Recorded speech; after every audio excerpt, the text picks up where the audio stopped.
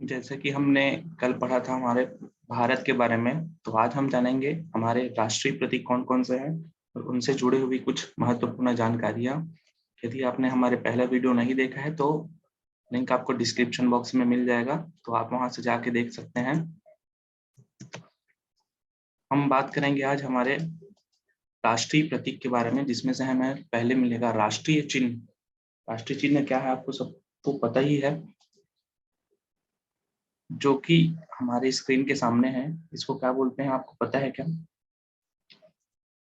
इसको बोलते हैं अशोक चिन्ह। भारत का राष्ट्रीय राजकीय प्रतीक है। इसको सारनाथ स्थित राष्ट्रीय स्तंभ का शीर्ष भाग राष्ट्रीय प्रतिज्ञा चिन्ह के रूप में लिया गया है। ये तो आपको पहले से पता ही होगा।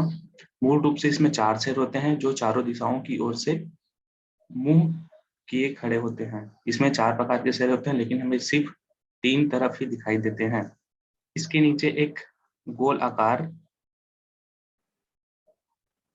इसके नीचे एक गोल आधार है, जिस पर एक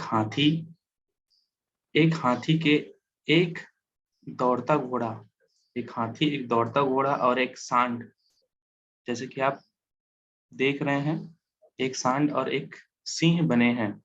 इसमें एक सांड और एक सिंह बने हुए हैं। इसमें अच्छे से विजिबल नहीं है, लेकिन ये हम दूसरे डायग्राम में इसको देख सकते हैं। ये गोलाकार आधार खिले हुए उल्टे लटके कमल के रूप में है। देखिए गोलाकार आधार किस रूप में है? उल्टे लटके हुए कमल के रूप में है।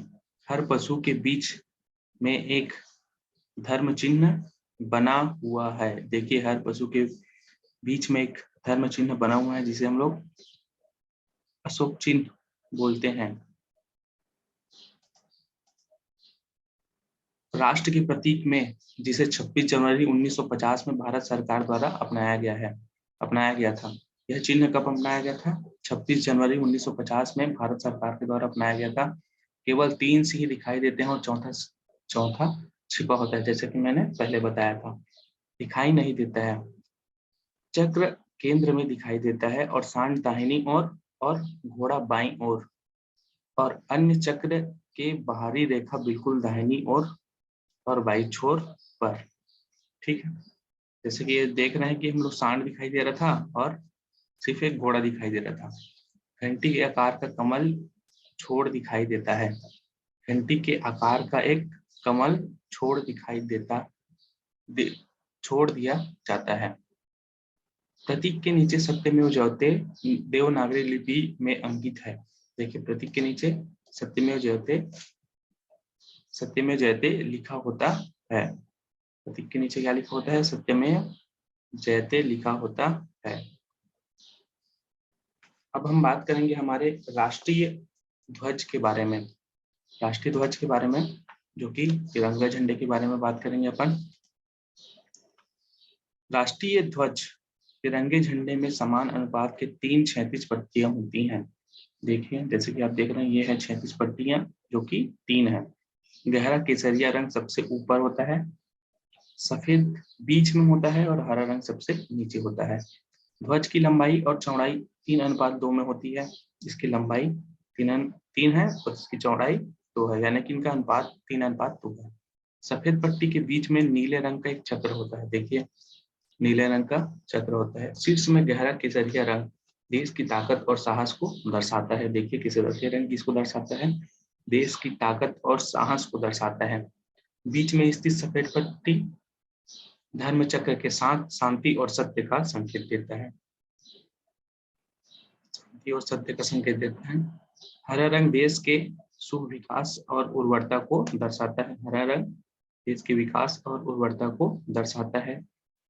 इस प्रारूप सारनाथ, देखिए जैसे कि मैंने अशोक चक्र के बारे में बताया था, इसको हम लोग सारनाथ के अशोक चिन्ह से लिया गया है। इसका व्यास सफेद पट्टी की चौड़ाई के लगभग बराबर होती है। देखिए इनका व्यास जो है ना, इसके सफेद पट्टी के व्यास के बराबर होती है। इसमें 24 तीलियां होती हैं। राष्ट्रीय ध्वज श्री पिंगली मैकैया ने वेंकैया जी ने डिजाइन किया है। देखिए राष्ट्रीय ध्वज किसके द्वारा डिजाइन किया गया है? श्री पिंगली वेंकैया जी के द्वारा डिजाइन किया गया है। भारत की संविधान सभा ने राष्ट्रीय ध्वज का प्रारूप 22 जुलाई 1947 को अपनाया था। राष्ट्रीय ध्वज को कब अपनाया गया था? 22 जुलाई 1947 को अपनाया गया था।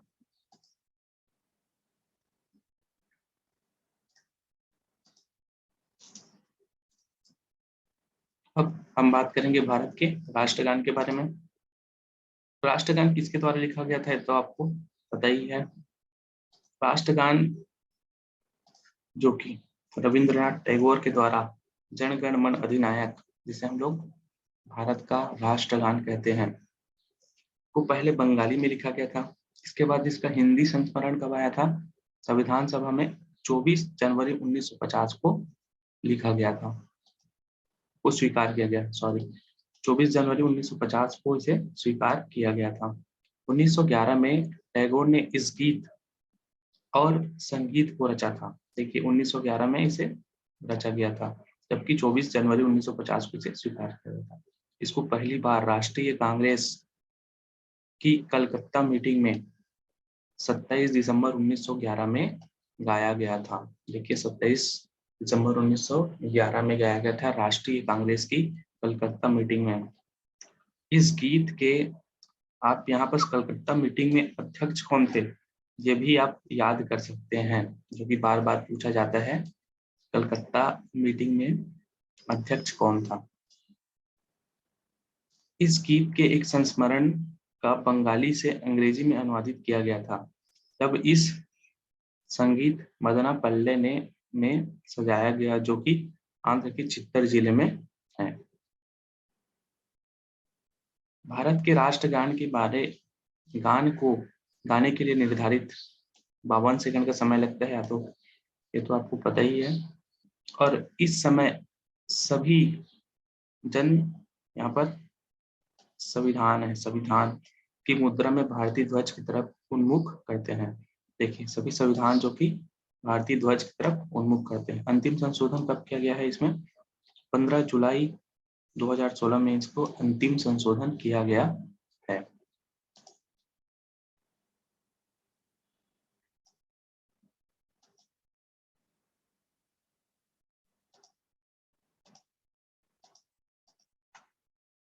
अब हमारे राष्ट्रगान जन गण मन का अर्थ क्या है, इसका अर्थ हमें जानना तो पड़ेगा ही। देखिए राष्ट्रगान जन गण मन का अर्थ है सभी लोगों के मस्तिष्क के शासन कला तुम हो।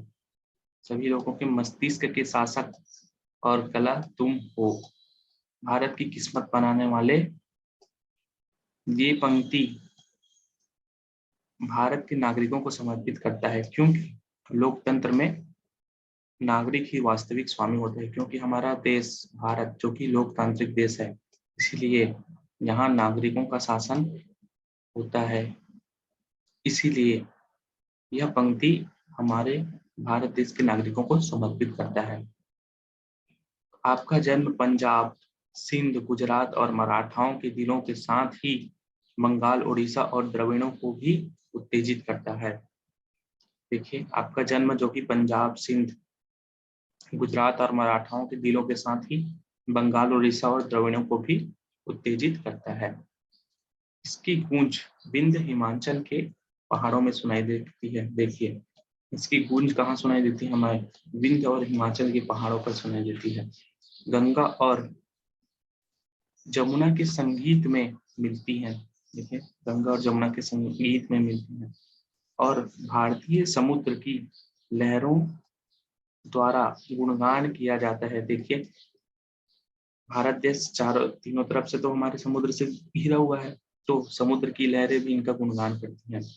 वो तुम्हारे आशीर्वाद के लिए प्रार्थना करती हैं और तुम्हारी प्रशंसा करती हैं। देखिए कितना कितना अच्छा इनका अर्थ निकाला गया है।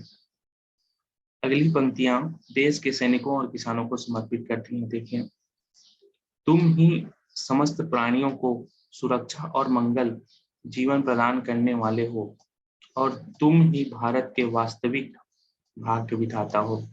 जय हो जय हो जय हो तुम्हारी। आप सभी से मिलकर ये राष्ट्र बना है, अतः आप सबकी जय हो। देखिए इसका अर्थ आपको नहीं पता होगा तो आप इसे पढ़िए और समझने की कोशिश कीजिए।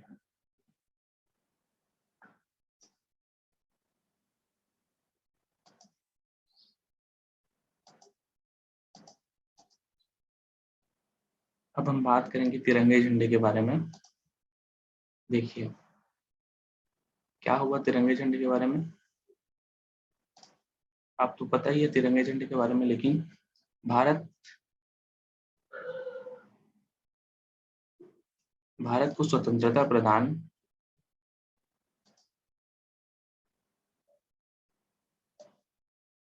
देखिए भारत को स्वतंत्रता प्रदान करने का ब्रिटिश सरकार का निर्णय कब हुआ था? 3 जून 1947 को लॉर्ड माउंटबेटन ने घोषित किया था।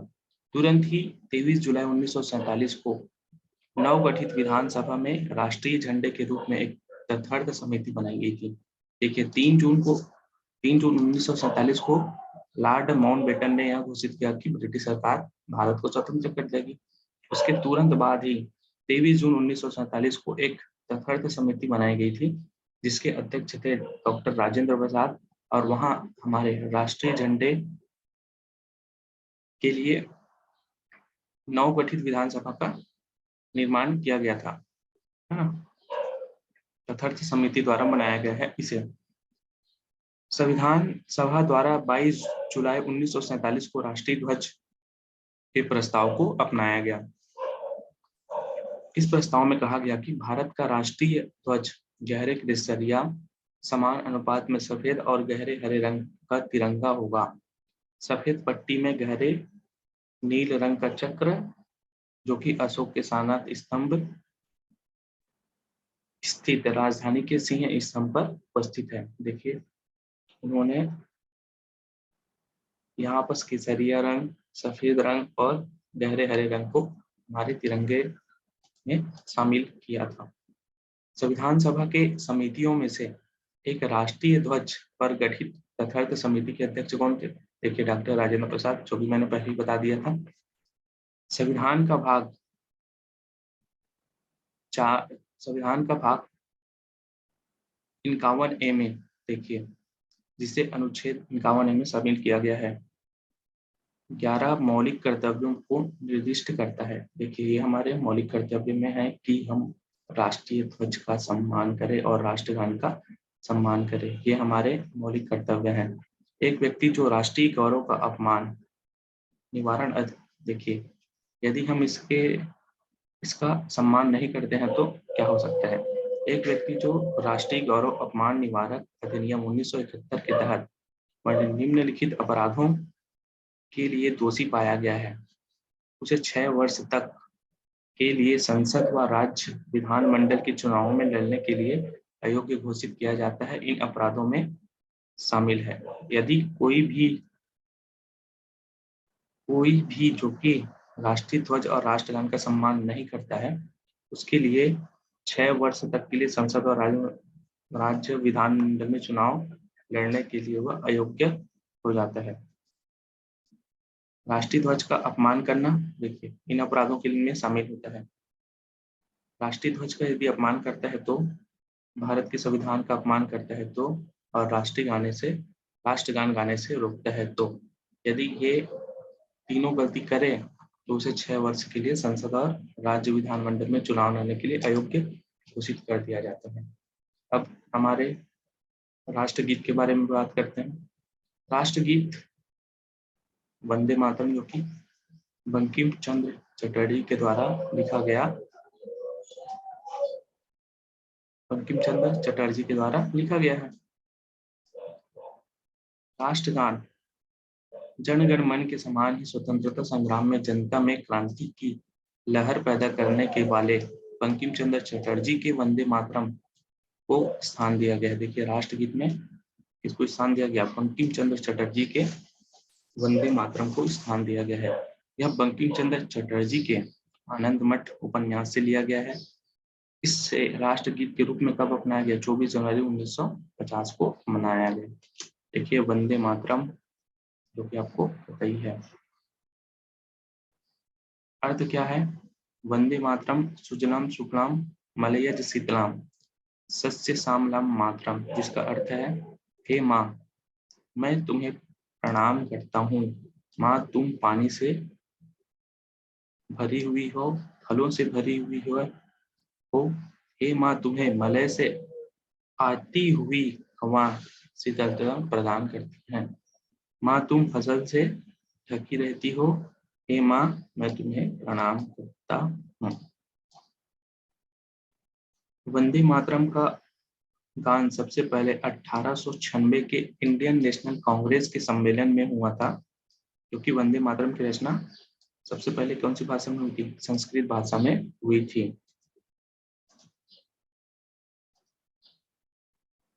अब हमारे राष्ट्रीय पशु बाघ के बारे में बात करेंगे। बाघ को भारत का राष्ट्रीय पशु इसलिए चुना गया क्योंकि यह जानवर बहुत ज्यादा शक्तिशाली और फुर्तीले होते हैं। इन्हें रॉयल बंगाल टाइगर के नाम से भी दुनिया भर में जाना जाता है।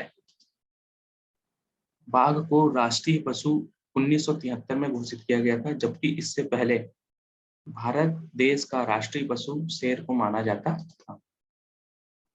इसका इसका वैज्ञानिक नाम पेंथेरा टाइग्रिस है। यह मांस खाने वाला जानवर होता है। यह मैमल्स यानी स्तनधारी की श्रेणी में आता है। यह बिल्ली परिवार से ताल्लुक रखता है।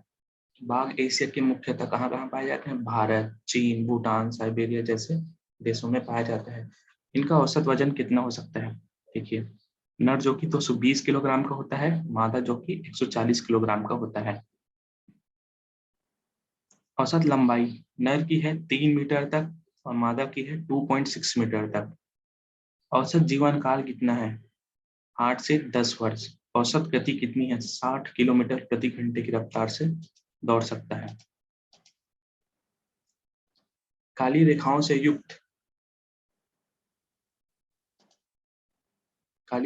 युक्त होती हैं।